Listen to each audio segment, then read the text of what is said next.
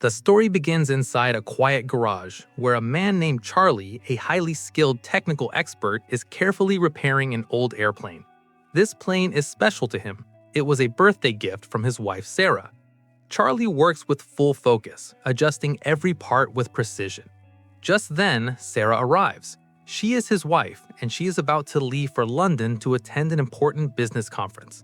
Sarah lovingly asks Charlie to come with her this time. She wants them to spend some time together, but Charlie, as always, hides behind his work and refuses. He makes excuses, saying he's busy and cannot leave right now. After this moment, Charlie heads to the CIA headquarters. During the security check, he passes through advanced high-tech scanners, the same scanners that he himself had designed. Charlie then enters the department where his real job begins. His work involves decryption and analysis, breaking complex codes and analyzing classified intelligence data. While working, he receives a message from a mysterious person known as Inquilin. Charlie has been in contact with this person for several years. In the past, Inquilin has always sold him secret information, but this time, the message is different. Inquilin warns him that these documents could become a serious threat to the CIA itself. Charlie becomes alert. He tries to guess where this information came from and asks directly, but Inquilin avoids giving a clear answer and changes the topic. Charlie immediately starts decoding the information. This time, the code is extremely complex. Even a genius like Charlie struggles to break it easily. After lunch, when Charlie returns to his desk, he gets a call from Sarah. She tells him that she has safely reached London. But the surprising part is that Charlie already knew this because he was secretly tracking Sarah's location. Their conversation is short because Charlie's mind is completely trapped in the code he is trying to break. When he still cannot crack it, Charlie picks up his computer and enters a restricted area of the CIA. Using an advanced high-tech system, he starts making rapid progress. What Charlie does not realize is that the information he is decoding is about to change his life forever. After many hours of hard work, deep research, and code breaking, Charlie finally manages to open the mysterious files. The moment he reads them, his mind goes blank. These are not ordinary reports. They contain secret information about the US government, information that was hidden from the world. The files reveal that some time ago, there was a massive explosion that the media described as a suicide terrorist attack. But the truth is very different. It was actually a secret drone strike carried out by the US government and hidden from public view. Around 150 people were killed in that attack, including members of French special forces and Danish Marines. If this information ever became public, it would completely destroy the reputation of the CIA and the United States worldwide. But the biggest shock comes when Charlie discovers that the mastermind behind this entire operation is none other than his own boss, Chief Moore, the man he trusted for years. This revelation shakes Charlie deeply.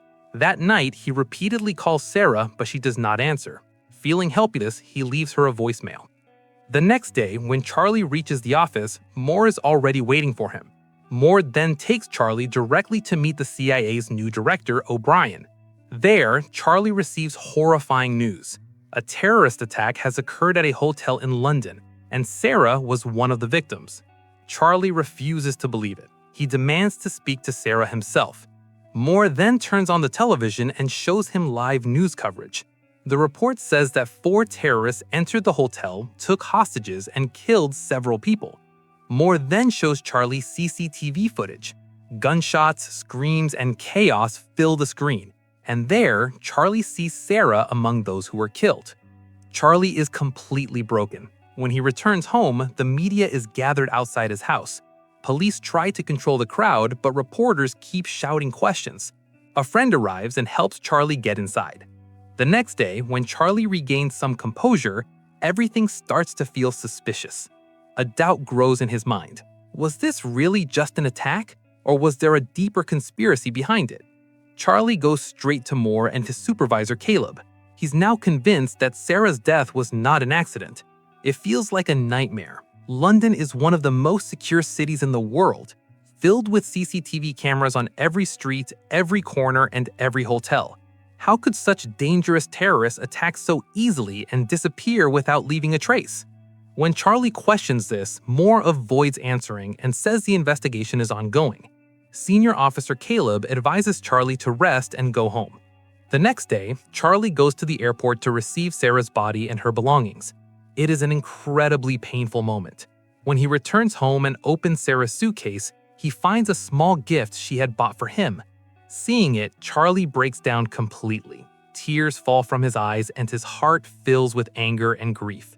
The silence and loneliness of the house start to crush him. Unable to control himself, Charlie goes back to the CIA office. Without permission, he logs into the restricted computer system and begins his own investigation. He hacks into CCTV footage from every angle of the hotel: inside, outside, entrances, and parking areas. He organizes all the data into a timeline and starts piecing together the events himself. After completing this process, Charlie uncovers a shocking truth. The 4 terrorists first stole a car from the East End area. Using that car, they entered the hotel through the service entrance. They carefully erased all fingerprints and DNA evidence in a highly professional manner. Inside the hotel, they went to meet a firm called Impact Investments from Indonesia. During the meeting, an argument escalated into a tense confrontation. One of the firm's security guards protested, and suddenly, one terrorist pulled out a gun and started shooting. One guard was killed instantly, and another was seriously injured. Hearing the gunfire, hotel security was alerted and police were called. Realizing they were trapped, the terrorists rushed into the conference room and took everyone hostage.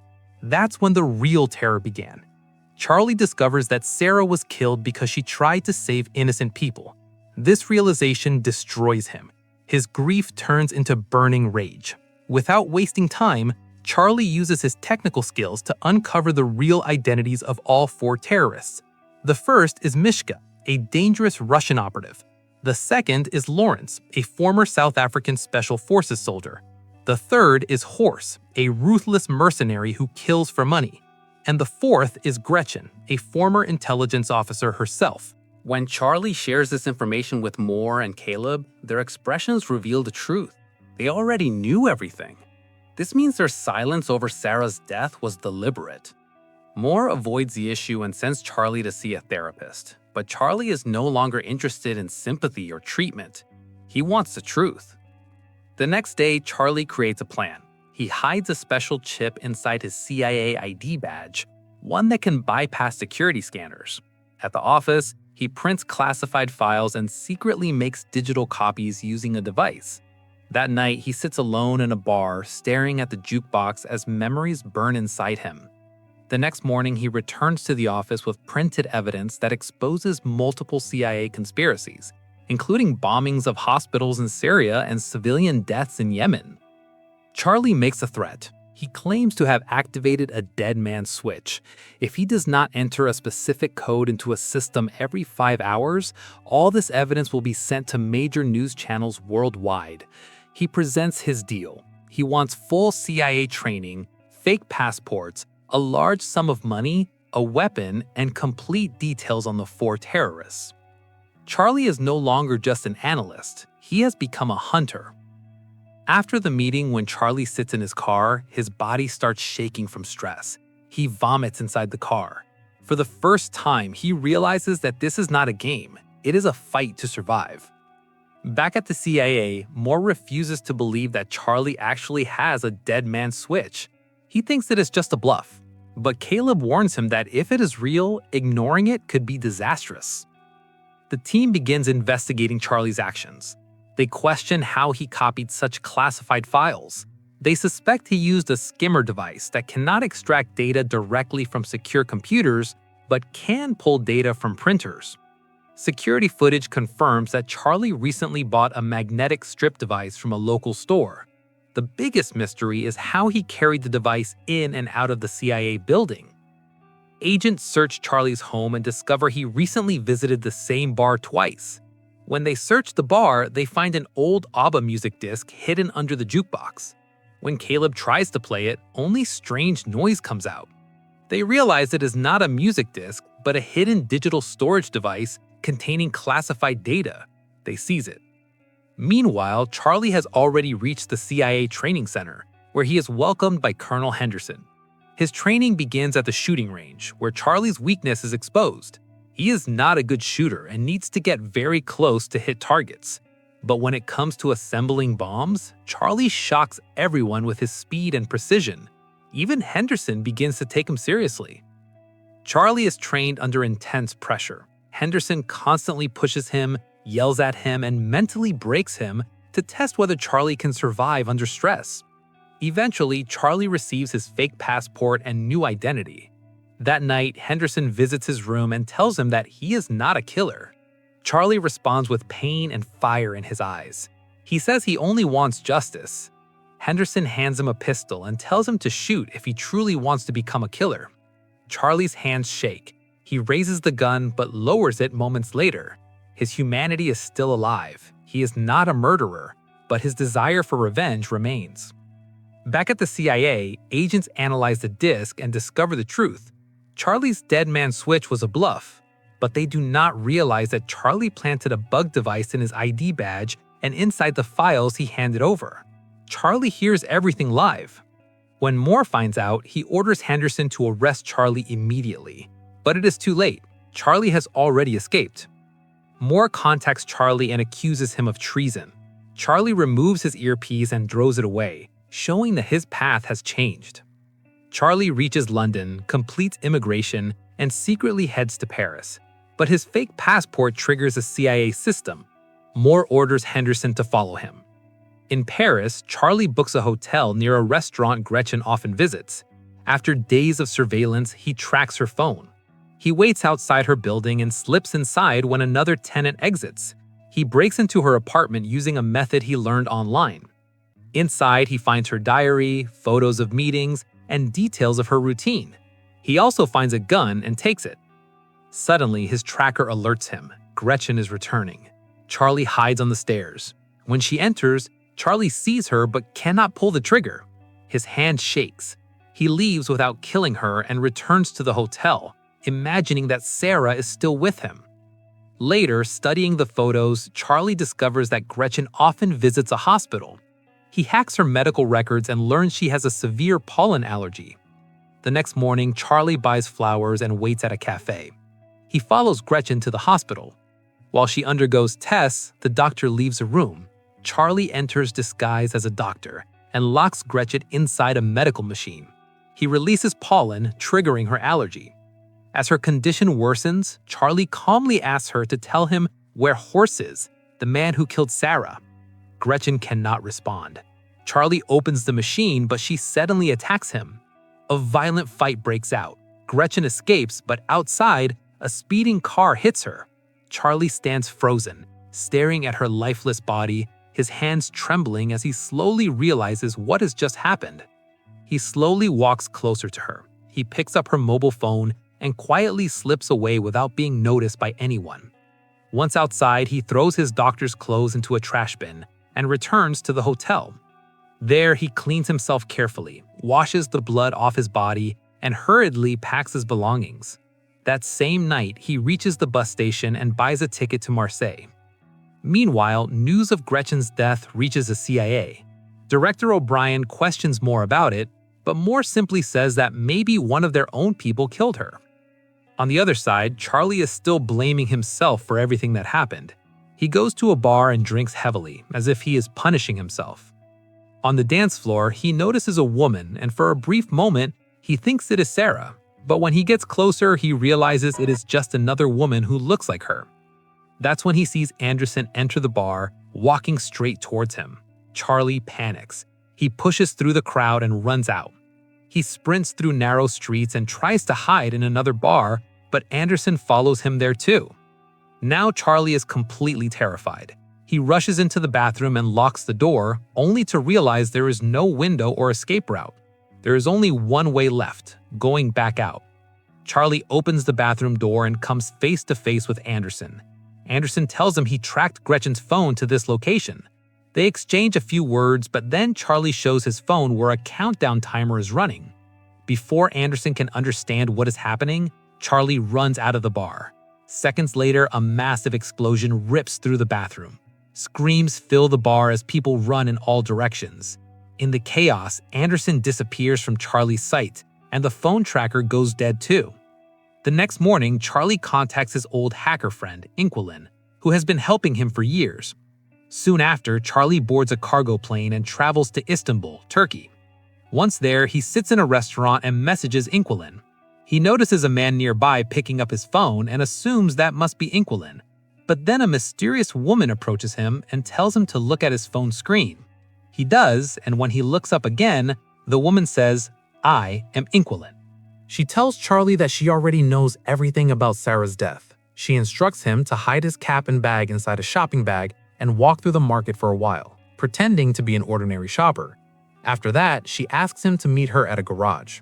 Charlie arrives there later, and Inquilin takes him in her car to her home. On the way, she tells him her story. Her husband was a double agent who worked for both the CIA and Russia. He was the real Inquilin. After his mysterious death, she taught herself hacking. Official reports claimed her husband fell from a window, but she believes he was murdered. When they reach her house, she says she has been living in hiding for the past 3 years and cannot keep running forever. She also tells Charlie that if the Russians ever come for her, she is ready to kill herself rather than be taken alive. Now the two of them start putting the pieces together. The truth is getting closer. Charlie and Inquilin focus on tracking the 3 people connected to Sarah's death. The first target is Hawes, a man who recruits mercenaries for more and is the most dangerous figure in the network. The second is Laurence, a major arms dealer. Inquilin decides she will contact Laurence by posing as a weapon supplier. The third name is Mishka, a man who travels the world and posts his trips on social media. Charlie and Inquilin carefully scan all of Mishka's posts. In one photo, he appears with a woman. Using facial recognition, they identify her profile and discover she is currently in Spain. Back in the United States, Caleb alerts the CIA team. Surveillance is placed on all suspects to trace Charlie's movements. Director O'Brien meets Moore and gives him a strict warning. No secret operation will happen without her approval. Moore appears calm and says the previous director said the same thing, and he gave the same answer then, that he would fully cooperate. But in reality, Moore continues to act on his own. That same day, as O'Brien sits in her car, her assistant shows her a photo sent from Spain. It shows Anderson in Madrid. Moore secretly sent him there. Now, O'Brien makes her own move and assigns her most trusted agent to keep an eye on Anderson. Meanwhile, Charlie and Inquilin successfully track Mishka. By hacking hotel security footage, they discover he is staying at a luxury hotel in Madrid. Charlie immediately travels there and checks into the same hotel. He learns that Mishka loves swimming, especially in the hotel's rooftop infinity pool, suspended between 2 tall buildings. Charlie begins planning. At the same time, Anderson has also arrived in Madrid and is watching Charlie from the hotel lobby, though Charlie has no idea. The next day, Charlie begins building a special device to track and control Mishka. He hides the device somewhere inside the hotel. In the evening, Mishka appears in a bar, and Charlie follows him there. Suddenly, Charlie notices a familiar face. Realizing someone is following him, he immediately informs Inquilin through his earpiece. Inquilin scans the suspect's face and confirms through facial recognition that he is a CIA agent. On the same feed, she also spots Anderson. The situation becomes far more dangerous. Inquilin urgently tells Charlie to cancel the mission and leave immediately, but Charlie refuses. He says he will not back down. Soon after, Mishka goes to swim in the rooftop pool. Charlie approaches him and asks where Hawes is. Mishka mocks him. Charlie threatens that if he doesn't talk, the entire pool will be destroyed. Mishka laughs and swims away. Charlie presses a button and cracks begin forming in the glass walls of the pool. Mishka senses the danger and desperately swims towards the edge, but it's too late. The glass shatters, the pool bursts open, and tons of water crash down onto the street below. Mishka falls from the height and dies. Immediately, Inquilin warns Charlie that Anderson and another CIA agent are heading towards him. Charlie runs. A fast and brutal chase begins. Anderson nearly catches him, but suddenly the second CIA agent attacks Anderson. The two fight their way into the hotel's laundry room. A savage fight breaks out as they slam each other into machines, drums, and walls. Anderson forces the agent's head into a washing machine. The agent manages to pull out a gun and shoots Anderson, but Anderson grabs the gun back and kills him. Charlie watches all of this from the doorway, frozen and confused about whether he should help. Then Inquilin's voice comes through. She reminds him that his real purpose is revenge. and tells him to run. The next day, Director O'Brien calls Moore into her office and demands to know where Charlie is. Moore calmly replies that Charlie is on bereavement leave, taking time after Sarah's death. O'Brien lets him go. As soon as Moore leaves, she inserts a USB drive into her computer and pulls up hotel security footage. At the same time, Caleb and his team are watching the same footage and make a major discovery. Charlie wasn't alone, someone was helping him. When they access Charlie's hidden chats, they find conversations with Inquilin. Digging deeper, they uncover a file on a dead agent also named Inquilin. Suspicion grows that the agent's wife assumed her identity. That night, Charlie and Inquilin grow closer. They decide to sleep together, not out of passion, but for comfort. Suddenly, Inquilin's pet bird starts screaming. They turn on the security cameras and see CIA agents surrounding the house. The two escape through a hidden passage just in time. Outside, Charlie notices a drone hovering above, watching their every move. Agents storm the house, but it's too late. All the computer data is already being erased. Charlie and Inquilin flee towards the beach, but the drone spots them. Within minutes, agents open fire. Some even pursue them by boat from the sea. During the intense chase, their car is badly damaged, and Inquilin is shot. With no other choice, Charlie pulls her into the passenger seat and takes the wheel. He keeps driving until they finally lose their pursuers. He stops at an old garage, says a final goodbye to Inquilin, and leaves. Now, only revenge burns inside him. The next day, Charlie prepares to meet Laurence, the powerful arms dealer involved in everything. Disguising himself as a weapons seller, he buys electronic devices and heads to Romania. Inside an abandoned building, he records his face and hacks Berlin's security feeds. Charlie has reached the final stage of his mission. The CIA becomes convinced he's in Berlin and immediately deploys teams there. Meanwhile, when Laurence arrives at the meeting spot, he sees a ringing phone placed on a chair. When he answers it, Charlie's voice tells him to look inside the box. Inside are multiple bombs and a photo of Sarah.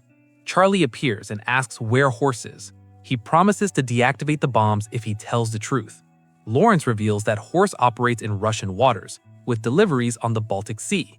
Charlie asks how they contact him, and Laurence says it's through secret codes stored on his phone. He throws the phone away. Charlie picks it up and quietly leaves. Moments later, the bombs explode and Laurence is killed along with all his men. When the CIA learns about this, they realize the Berlin footage was fake. The real location was Romania. The story reaches its final turn. Sitting in a hotel in Russia, Charlie remembers Sarah and opens the onion layer puzzle she gave him. When he solves it, a loving message from Sarah appears, bringing tears to his eyes. The next morning, Charlie goes to the seaport and notices a suspicious vehicle. He sends Hawes' men a code, prompting one of them to check his phone. Charlie follows him, photographs his boat, and later tracks its location using the boat number. He studies maritime routes to locate Hawes. As he approaches the boat early the next morning, someone strikes him from behind, knocking him unconscious. When Charlie wakes up, he finds himself on Hawes' yacht. Hawes hands him a gun and dares him to shoot. Charlie lowers the gun instead. Suddenly, the yacht changes direction and chaos erupts among the crew. Charlie smiles and reveals that the yacht is now under his control. It turns out this is a CIA secure yacht, and Charlie himself designed its systems. He hacked it and redirected it towards Finland. Soon, the Finnish Navy and Interpol surround the yacht and arrest Hawes and all the criminals. Sometime later, Director O'Brien holds a press conference and announces that all corrupt CIA agents have been arrested. Charlie is now seen as a hero. Moore meets him and says he is proud of him. In the final scene, Charlie visits Sarah's grave and quietly says goodbye. Then he flies the same plane Sarah once gifted him. The plane now flies under a single name, Charlie the Mathematician, the man who kept truth alive in a secret world. And with that, Charlie's story comes to an end. If you enjoyed the video, don't forget to like, subscribe.